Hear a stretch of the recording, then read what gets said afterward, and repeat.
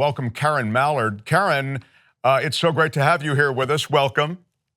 Thank you so much. Karen, your background is in education. I love your story. It kind of reads almost like a novel. I mean, I think you taught your father to read because he was unable to, and through your work as an educator, you have really developed a love of education and also have seen, I think in a nutshell, the failings of education and the difference you can make now as a legislator in that area.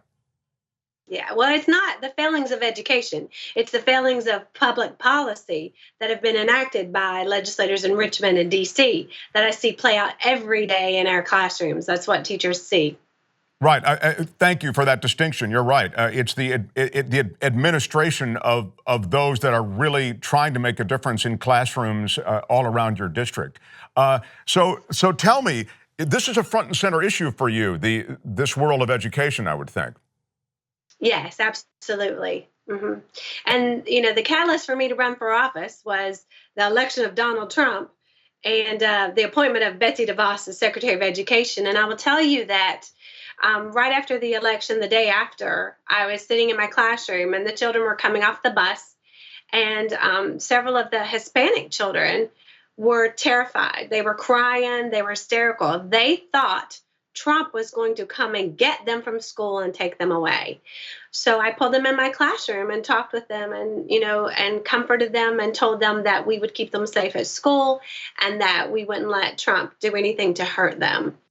And that, I want to protect our students from what Betsy DeVos and Trump are trying to do. Well, you talk about that and it's heartbreaking because already we begin to feel that the environment of our schools is a vulnerable one in ways that we'd never before conceived of. And I'm talking about gun violence specifically. And actually, you addressed gun violence in this campaign. Yeah. Yes, I took a strong stand against the NRA right after Parkland. I mean, you're not going to bully students around me. I'm not going to put up with it. And the students at Parkland were standing up and speaking truth to power. And I just wanted to do something. I've taught elementary school for 30 years. And after Sandy Hook, I didn't think anything was going to happen. And I felt so helpless. And I saw those kids being so brave. And, what is something I could do? And I could destroy one gun. So I destroyed my husband's gun and we turned it into authorities right after. And it went viral. It went crazy.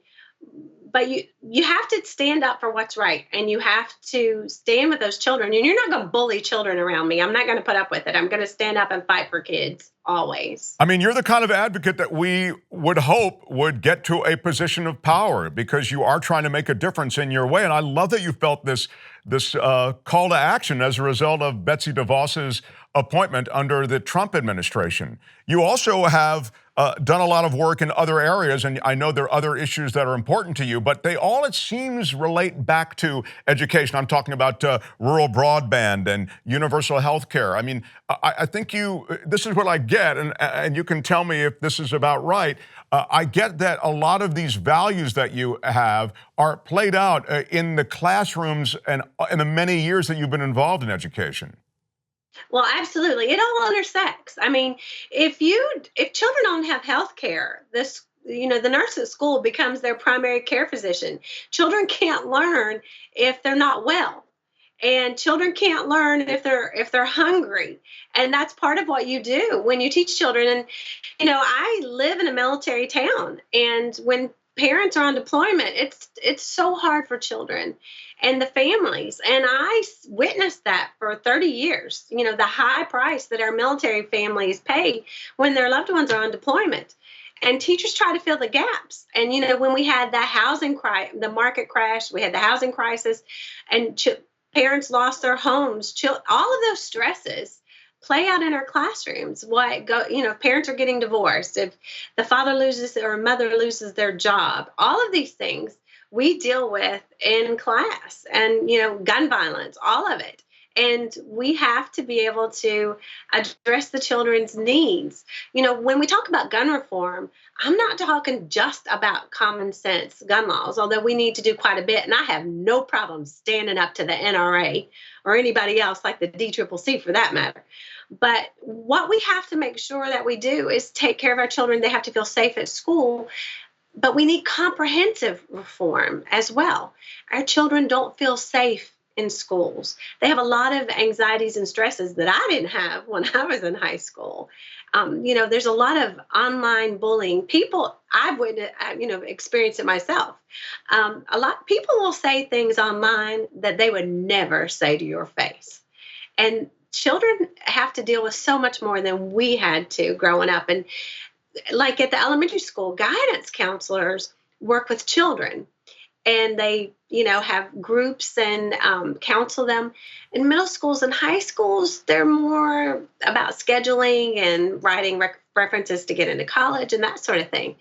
And when I attended a roundtable discussion group a couple of weeks ago on school safety with the superintendent in Virginia Beach, school board members, the chief of police, we had parents and we had students and teachers there. We're all trying to brainstorm ways and ideas that we can have. The children can, keep them safe at school. I mean, we already do so much that you see people talk about, but we wanted to go even deeper. And I listened to the children at our table. When Bethany was talking about, she just doesn't feel safe at school. And, we think about it all the time. And so they have stresses and a lot of kids don't have health care for mental health care or to deal with depression. So if we could have mental health care workers in the school, as well as the guidance counselors, that might prevent some of these tragedies from happening. And I think we are all about preventing them. And so a comprehensive approach, as well as, the gun reform that I've talked about before, would really help us help our children. And that's what I plan to do, is to address all of these issues. I want to bring some compassionate common sense to Congress, for goodness sakes. Look, people will say that the money is, it's great. These are all great ideas, but it's about money. But there's plenty of money. There is plenty of money floating around for these things that you're talking about. And in Congress, you'll find it in sacks everywhere. You just have to use it in the right way. We tax cigarettes because it's a public health hazard. So, we could levy a tax on bullets, levy a tax on firearm sales to help pay for school safety that we need. Let me ask you about the politics of your district. I mean, as you might imagine, the progressive candidate is being out money raised. How is all of that going? Give us a sense of the sort of the political arithmetic there. Well, from the very beginning, when I first said, I went to all the Democrats running and I said, I think I'm going to run. Are you going to take care of education? Do you understand what Betsy DeVos, the danger it poses? And none of them thought it was an issue. So I said, I'm going to run and make it an issue.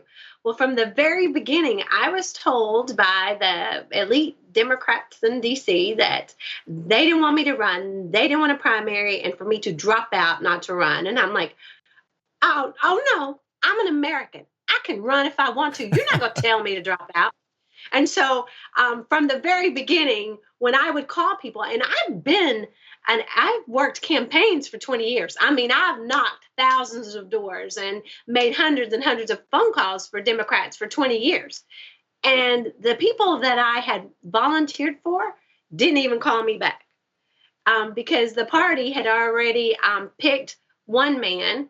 And then they decided they wanted this other guy who was a state senator. They're both lovely men. But it's big party politics is what you're saying. Yeah, because they could raise money. I mean, when I went up to D.C. and met with someone and they said, can you raise $100,000 in a week? I'm like, no. The people that I know are teachers, mechanics, electricians, custodians. I don't know anybody that can write me those kinds of checks. Well, maybe one. but doesn't that pull back the curtain on big money politics? That's all that matters. How much money can you bring into the party? They didn't ask you about ideas. They didn't ask you about reforms and how you intended to affect them. They asked you about money. Money was the only question. That was the one question, and that was it. And, I've lived here for 30 years, and I've been very involved in my community. I mean, I've coached rec league basketball, been a little league board member, a PTA president, very involved, in the environment. I was an officer in the Education Association and well known for 30 years, having taught. The kids I first taught in first grade 30 years ago are 36 now. It's crazy. And and what's really great is on my Facebook campaign page a couple weeks ago, I got a message from a parent, Diane McCabe, and she was like, "Oh my gosh, you were you're Jessica's favorite teacher. And she's a teacher now, and it's so great what you're doing. You were an inspiration then." And I'm like, "Thank you so much." And she said, "Go get them." And so this was 25 years ago. So, I mean, I'm the kind of teacher that goes to my kids' ball game, t-ball games, basketball games. I've been invited to their graduations when they got married. It's great. And you have to assemble that army now to get the word out, and even though they'll outraise you in terms of money, they may not outpassion you in terms of voter turnout and ability to win an election. So I really wish you the best, Karen Mallard. I think it comes from a real place, and you've really made a difference. And over the course of all that time that you've been in education, you have done heavy lifting. And so I want to quickly mention your website if you want to support Karen, and even just to get more information on Karen Mallard. The website is KarenMallard.com. It's Mallard spelled with 2 L's, KarenMallard.com. And the donation link is the tinyurl.com/donate and the number 2 Mallard. But everything you need is right there at KarenMallard.com. Good luck in Virginia, Karen Mallard. What's that? Yes, Mallard like the duck. Mallard like the duck. Mallard duck? Yeah. Mallard like the duck, everybody. Karen, pleasure to meet you, and good luck. Thank you so much. I appreciate it.